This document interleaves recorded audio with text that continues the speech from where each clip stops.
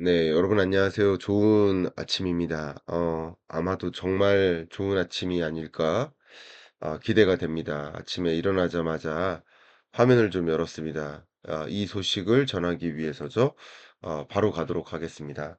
일단 트럼프 대통령의 소셜 미디어 트루스 소셜에 이렇게 글이 올라갔습니다. 호르무즈 해협의 통행료 없는 개방을 전적으로 승인한다. 이렇게 쓰여져 있고요. 그리고 동시에 미 해군의 해상 봉쇄를 즉시 해제할 것을 또 승인한다. 음, 뭐 트럼프 대통령이 혼자 승인하는 것처럼 이렇게 메시지는 남겼지만 어, 세계 선박의 엔진을 가동해서 이제 석유가 흐르도록 하라. 마치 표현만 보면 트럼프 대통령이 자기가 전쟁을 다 끝내준 것처럼 이렇게 메시지를 남겼습니다. 뿐만 아니라 같이 확인을 했는데요. 중재국이죠. 파키스탄 총리의 X에도 역시 양측 미국과 이란 그리고 레바논을 포함해서 모든 전선에서 군사작전의 즉각적이고 영구적인 종료를 선언했다. 이렇게 밝혔고 합의 사실을 전하는 오는 19일 스위스에서 공식 서명식이 열릴 예정이다. 이렇게 밝혔습니다. 그래서 이 부분은 저는 팩트라고 생각을 합니다. 그리고 그 밖에 여러 가지 말씀을 드렸었죠. 어젯밤에도. 그래서 팩트에 해당된다. 이렇게 볼 수 있겠습니다. 자, 그러면 이것이 금융시장에 어떤 영향을 미치는지 하나하나 살펴보도록 하겠습니다. 자, 보도록 하겠습니다. 몇 가지는 실시간 데이터고 몇 가지는 지난 데이터지만 어쨌든 보여드리도록 하겠습니다. WTI 국제 유가 같은 경우 이렇게 종전에 대한 기대감이 솟구치면서 국제 유가가 사실 이렇게 국제 유가가 급등하고 있는 이 구간이 대대적인 공격에 나설 것이다라고 했었다가 파키스탄과 커타르의 적극적인 만류에 3시간 만에 종전 협상에 임할 것으로 급선회했었고 급선회 이후 국제 유가가 실시간으로 상당히 강한 속도로 떨어지고 있습니다. 그다음 두 번째 금 가격을 보도록 하겠습니다. 안전자산 선호 현상 뭐 이런 것들이 있었다가 금 가격은 전반적으로 떨어지는 흐름이었어요. 왜냐하면 국채 금리 때문이에요. 국채 금리가 치솟았었는데 이제 국채 금리가 다소 안정화되겠네, 불안감이 완화되겠네 하면서 금 가격도 나름 자리를 잡아가는 것입니다.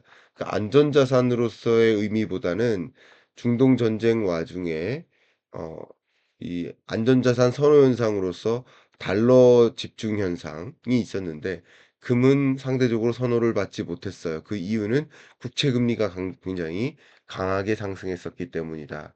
그런데 자리에 보시는 것처럼 국채 금리가 굉장히 강한 속도로 떨어지는 흐름이죠. 종전에 대한 기대감을 반영하듯이 이렇게 나타나고 있습니다. 그러니까 앞으로 기대 인플레이션율이 좀 완화될 거야. 국제 유가가 떨어질 거야. 지금까지는 물가가 상승해 왔는데 물가가 떨어지지 않겠어? 하는 기대감, 국채 금리 하락으로 나타나는 거죠. 기대 인플레이션이 꺾이면서 이것이 방금 말씀드렸던 금 가격의 상승 요인, 금 가격이 상승하는 것으로 전환되는 요인으로 작용됐다라고 의견을 드리고요. 그리고 역시 위험성, 불확실성 그 부분도 상당히 완화되는 흐름하에 놓여 있다. 이 부분까지 말씀을 드리겠습니다.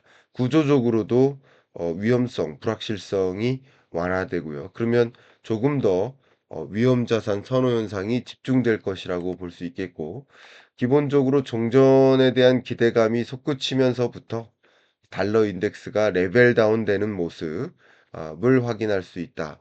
그래서 이런 것까지 감안해서 여러분께 말씀드리면 원달러 환율도 나름 레벨업 됐었어요. 1,500원 중후반을 향해서 갔었죠.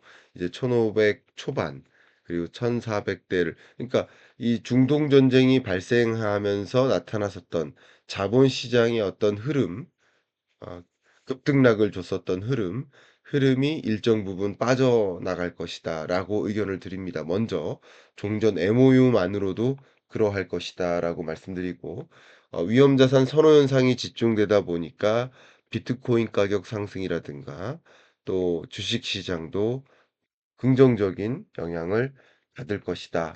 이렇게 금융시장에 미치는 영향 요인을 너무나 당연한 것이고요. 이론에도 부합하고요. 당연한 현상들이 나타날 것이다. 다만 이것이 종전을 의미하는 것은 아니다. 이 부분 다시 한번 강조할게요. 일단 현재로서는 가능한 앞으로의 시나리오를 말씀드릴게요. 보신 것처럼 MOU 초안에 합의를 하겠죠. 19일 스위스에서. 그리고 서명 방식을 이미 확정했으니까 스위스에서 만나서 서명을 하겠죠. 그러면 향후 30일 동안 그리고 혹은 60일 동안 호르무즈 항로의 전면 정상 개방, 원활한 통항, 그리고 전면 공격 중지, 군사적인 작전을 모두 중지하는 것, 물론 우라늄 농축도 중지하지만 앞으로 이 기간 동안 우라늄 농축을 어떻게 처리할 것인가, 미국이 가서 희석할 것인가, 이란이 스스로 희석할 것인가, 아니면 제3국으로 가져갈 것인가, 미국으로 가져갈 것인가, 여부가 결정되겠죠. 물론 지금 팽팽한 줄다리기예요.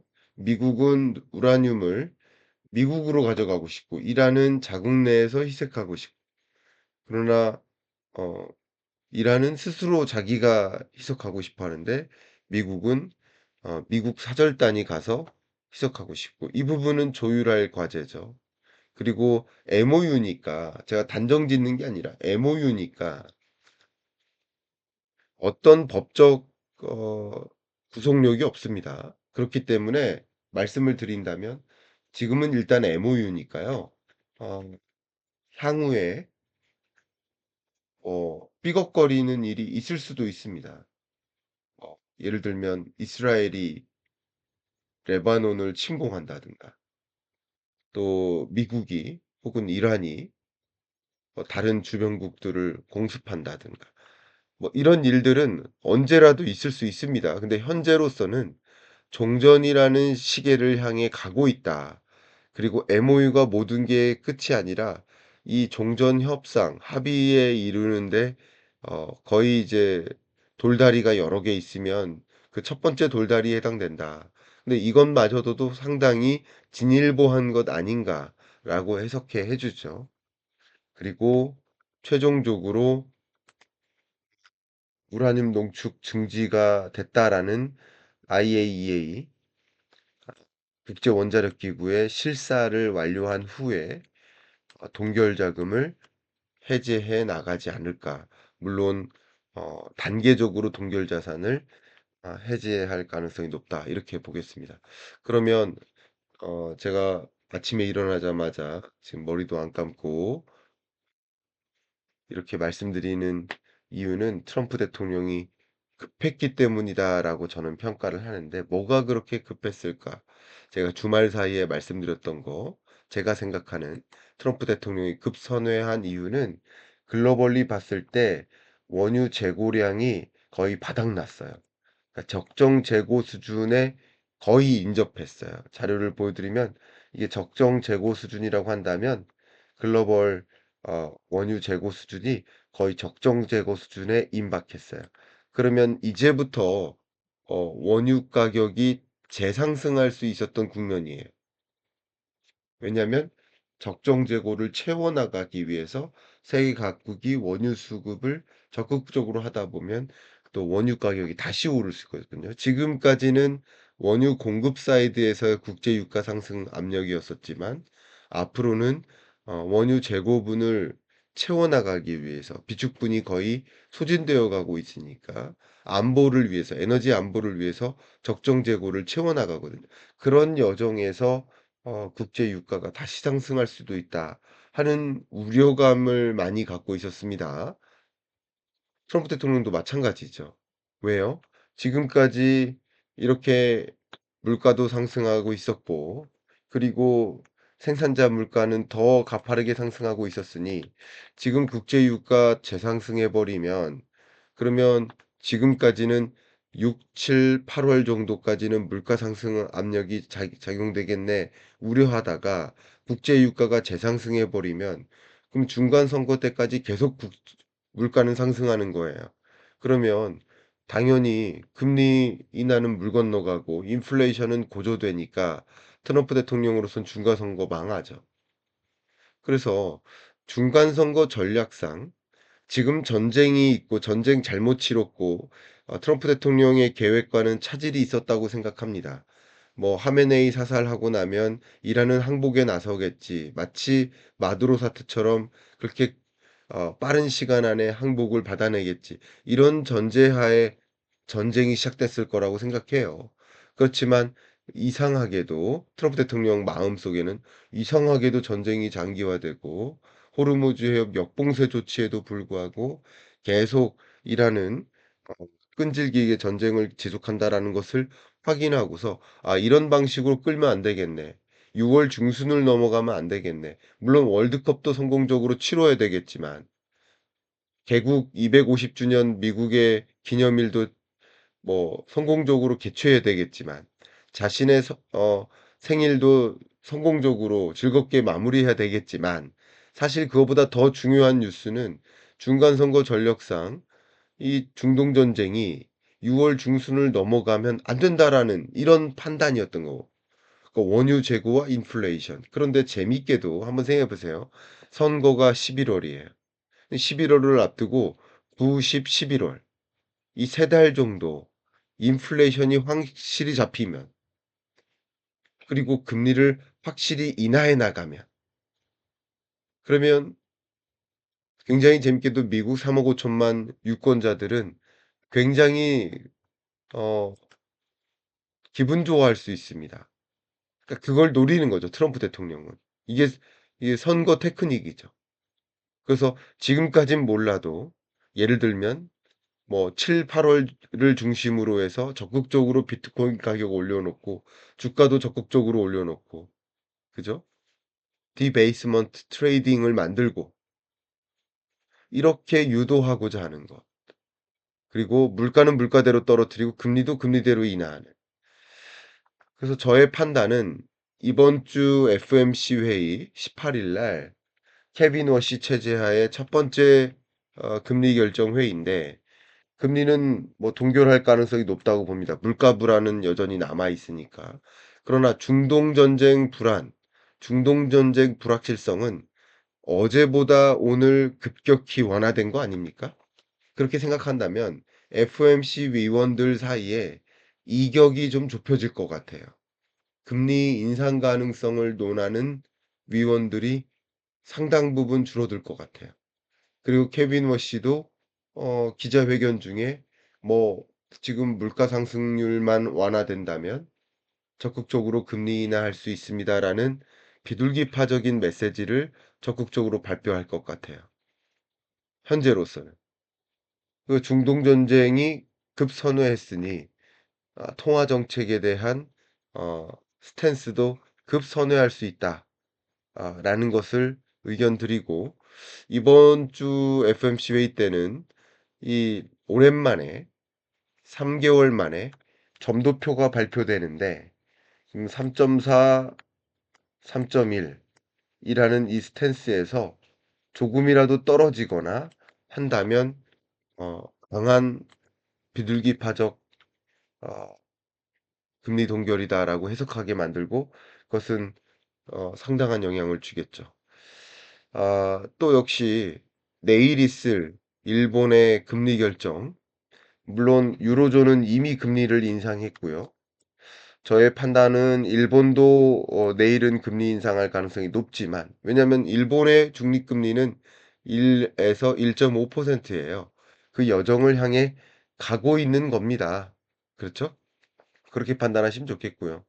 나머지 국가들도 어 이미 완화적인 2%가 안 되는 금리를 운용하는 나라들도 '금리를 인상해야 되나?'라는 고민을 하다가 이제 종전의 시기가 종전을 향해 가는 것을 본다면 또 금리를 인상할 유인이 좀 사라지는 것이다. 한국은행조차 이제 환율 불안이나 물가 불안이 다소 해소되는 국면이라고 판단한다면 그러면 아 7월 금리 인상을 거의 발표하다시피 했었던 예고하다시피 했던 이런 스탠스도 좀 다소 변화가 있을 수 있다. 단정짓는 건 아닙니다. 향후에 종전 합의 이행이 어떻게 되는지 우리는 봐야 되겠죠. 그렇게 의견을 드리겠습니다.